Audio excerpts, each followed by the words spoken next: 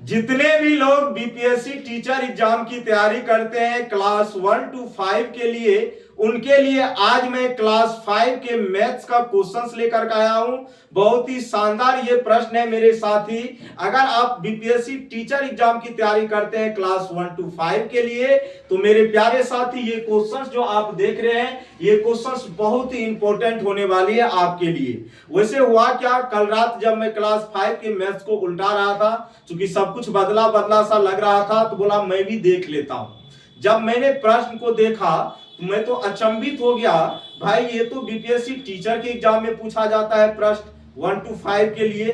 तो मैंने कहा क्यों ना इस क्वेश्चंस को आपके लिए लेकर के आया जाए, ताकि आप में से जितने भी साथी हैं जिसको मैथ से डर लगता है, आप उस क्वेश्चंस को सीखने के लिए मेहनत करें कि किस किस तरीके का क्वेश्चंस आपके एग्जाम में आता है। तो जहां तक के लिए आप टीचर बनना चाहेंगे, क्वेश्चंस वहीं तक आपसे पूछा जाएगा, एक्स्ट्रा कुछ भी नहीं पूछा जाता है। और एनसीईआरटी मैथ्स को आप लोग जरूर फॉलो कीजिए। एनसीईआरटी मैथ्स को आप लोग फॉलो नहीं करते हैं, प्रॉब्लम वहीं पे हो जाती है। तो चलिए मेरे साथी आज की क्लास को करते हैं स्टार्ट। है क्लास 5 का मैथ्स, लेकिन क्वेश्चंस बहुत ही शानदार है, अच्छा है, लाजवाब है आपकी तरह, क्योंकि ये वो क्वेश्चंस है जो आपको सरकारी नौकरी दिला सकता है। तो चलिए करते हैं स्टार्ट। तो सबसे पहला काम करेंगे, रेगुलर की तरह जो करते आए हैं, क्वेश्चंस को हम लोग पढ़ेंगे बेहतरीन तरीके से।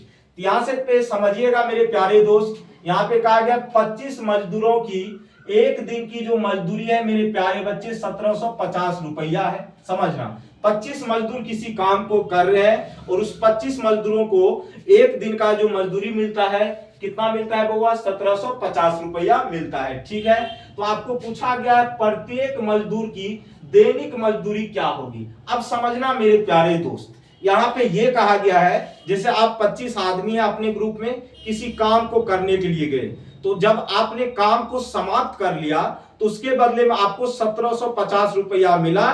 ठीक है, और मालिक ने आपसे क्या कहा, या ठेकेदार ने आपसे ये कहा कि भैया जी 1750 रुपया आप 25 व्यक्ति को हम दे रहे हैं, आप आपस में क्या करो, बांट लो बराबर को। ठीक है, तो अब भैया जी आपसे यही पूछा गया है कि प्रत्येक मजदूर की दैनिक मजदूरी क्या होगी। चूंकि काम एक दिन का, मतलब 25 मजदूर एक दिन काम करते हैं, मिलते हैं 1750 रुपया, तो सबको मिला के 1750 मिला है। तो आपको पूछा गया प्रत्येक मजदूर की दैनिक मजदूरी क्या होगी।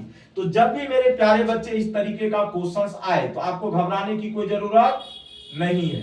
तो क्या करेंगे प्यारे दोस्त, चूंकि आप बीपीएससी टीचर एग्जाम की तैयारी कर रहे हैं, तो शॉर्ट मेथड टू क्या कहते हैं, डिटेल में तो आप जाना चाहोगे नहीं। वैसे भी डिटेल करो, सॉरी डिटेल जब आप करेंगे तो भी उतना ही जाना है, चूंकि इस क्वेश्चंस में है कुछ भी नहीं। ठीक है, तो मेरे प्यारे बच्चे जब भी यहाँ पे इस तरीके का क्वेश्चंस दे करके आपसे दैनिक मजदूरी पूछे, तो दैनिक मजदूरी प्रत्येक मजदूर की जो दैनिक मजदूरी होगी, तो उसके लिए आपको मैं बढ़िया कॉन्सेप्ट बताता हूं। आपको क्या निकालना है, प्रत्येक मजदूर की दैनिक मजदूरी, ये निकालना है। बोलो हाँ या ना। अरे गोताम कुछ बोल नहीं रहे हो? हाँ, दैनिक मजदूरी निकालना है। तो आपको क्या करना है मेरे प्यारे दोस्त, बताना जरा सा। आपको कुछ भी नहीं करना है, जो भी कुल मजदूरी होगा एक दिन का, यहां पे देख लो, एक दिन की कुल मजदूरी, एक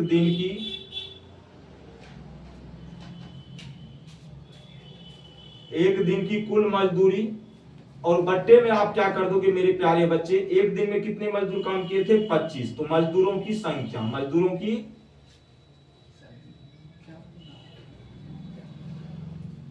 तो बताओ मेरे प्यारे बच्चे जरा सा, एक दिन की कुल मजदूरी कितना है? 1750। कितना है प्यारे बच्चे? 1750। और टोटल एक दिन में कितने मजदूर काम किए थे? 25। तो इसको जब आप काटेंगे तो ये कितना बार में चल जाएगा? 70 बार में।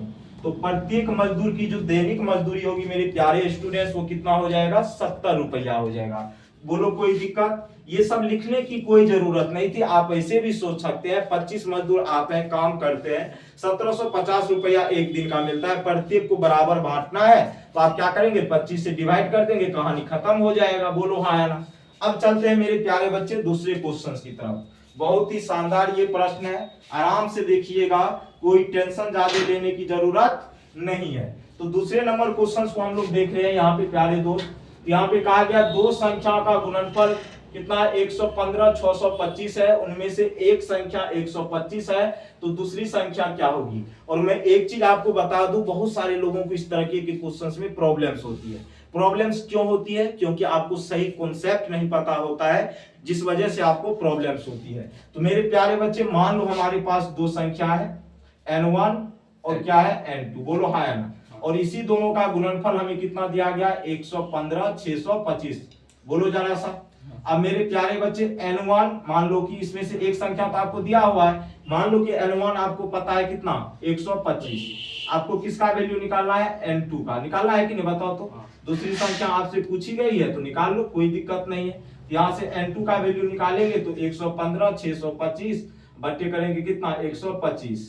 अब इसको काटना है, तो देखो मेरे प्यारे बच्चे, अगर 3 डिजिट की बात करें तो यहाँ 115 है, तो उससे लगेगा नहीं, तो इसके लिए हमें 4 डिजिट लेना पड़ेगा और इससे 9 बार में ये जाएगा।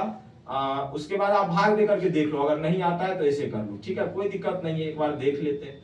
तो 125 को 9 से गुना करेंगे तो कितना आ जाएगा 9 पचे 45, हाथ में 4, 12 नमा 108, 4 कितना हो जाएगा 112, कितना हो जाएगा 112, तो एक हो जाएगा, ये 5 में से 2 जाएगा कितना 3, इधर आपका 2 उतर जाएगा, तो 125 गुना कितना होता है 250, कितना होता है जी 250, 2 11 से 5 जाएगा कितना, कितना हो जाएगा बताओ 6 हो जाएगा, कितना हो जाएगा 6। अब मेरे प्यारे बच्चे 5 उतर जाएगा, तो 125 को 5 से गुना करेंगे तो आपको भी पता है कितना आने 625, तो कट के कितना आया, यहाँ पे शेषफल 0 आ गया, कितना बार में लगा 925 बार में, तो यही आपका क्या हो जाएगा आंसर हो जाएगा, कितना हो जाएगा प्यारे बच्चे 925। कोई दिक्कत नहीं थी, इस क्वेश्चन को आप आराम से कर सकते थे, भाग की प्रक्रिया करनी थी, उसके बाद इस क्वेश्चन में मेरे अकॉर्डिंग कुछ भी नहीं था, बस थोड़ा सा आपको मेहनत करने की जरूरत है। और ये सब बेसिक चीजें हैं जो आप बचपन से करते आ रहे हैं, तो गलतियां करने की चांस बहुत ही कम होती है, ठीक है। और इसी तरीके का क्वेश्चन आपके एग्जाम में भी पूछा जाता है। चलिएगा नेक्स्ट, उसके बाद कहा गया यदि भाजक 48 है, तीसरे नंबर प्रश्न को हम लोग देखते हैं। कहा गया यदि भाजक 48 है, भागफल 403 है, शेषफल 5 है, तो भाज बताएं। तो मेरे प्यारे दोस्त, भाज बराबर क्या बताया था हमने बताया था भाजक गुना भागफल, भाजक गुना भागफल प्लस शेष, बस इस पे आप बैठा दीजिए, कहानी खत्म है। तो भाजक कितना है प्यारे बच्चे 48, भागफल आपका 403 है, शेष कितना है 5। इसको कैसे गुना कीजिएगा आप बताइए तो।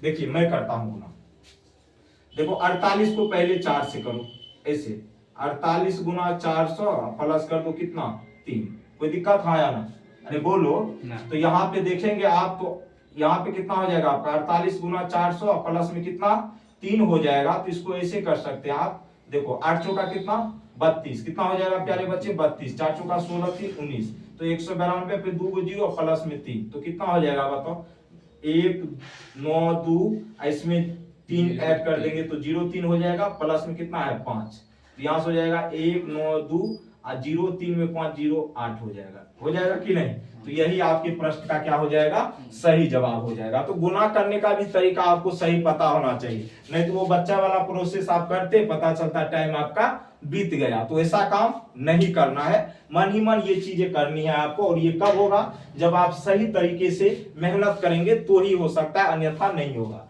चलिएगा एक लास्ट प्रश्न आज की क्लास का, बेहतरीन ये प्रश्न है, शानदार प्रश्न है, आपको भी आना चाहिए मेरे अकॉर्डिंग। अब आपको नहीं आता है तो ये आपकी प्रॉब्लम्स है, और इस पे हम एक शॉर्ट वीडियो बनाएंगे।